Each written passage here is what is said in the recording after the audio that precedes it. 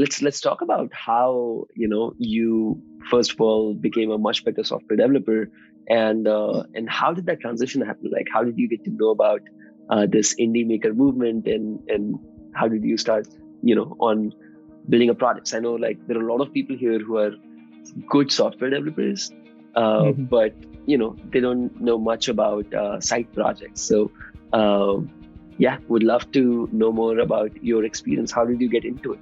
Your first side project? Okay, first side project.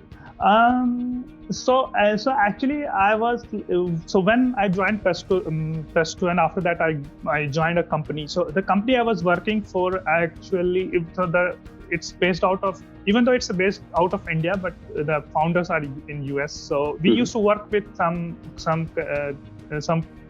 consultancy companies. So their developers were there. So anyways, I learned a lot from them actually.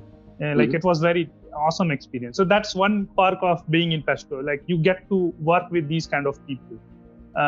So after that, so in the early days, it was too much hectic. Like work was more. Then gradually, it also my skills went up. Yeah. So that the things which was taking one day, I could have done in 4 hours. So then I got some time. Then I started exploring, because this was from very start. I thought like I need to build something of my own. So I was introduced to these indie making that only by funding you cannot create company. You can go build your own. So I met one friend, and then from there we started exploring that what can we build in very quick manner. So that bookmarking issue is there on Twitter. So let's build it. So we started building, we built in 15 days or something like that. Wow. And then, So then we launched, and from there all those things started. Then we found some issues. That's why we exited also.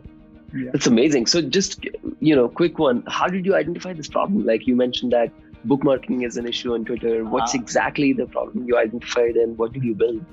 A quick 1 minute. So let's say you are using, if you are you use Twitter quite often, so a lot of resources people share and all, and which are very good for you when you can revisit it, rethought it, and use it in your doing something of your own. Maybe let's say someone shares how to be effective remote worker, and you want to save it.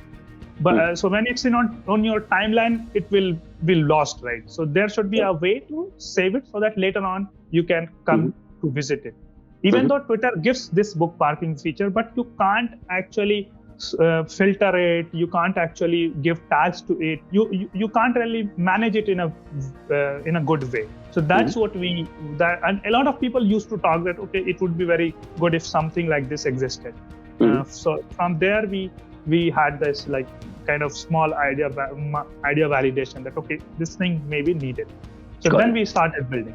So, and what Twitter doesn't give, you can search through complete of save tweets, or filter it, or have tags in it, and other things. So that's what we did and tried to build. It's amazing. So a platform on top of Twitter to make your Twitter more useful, right?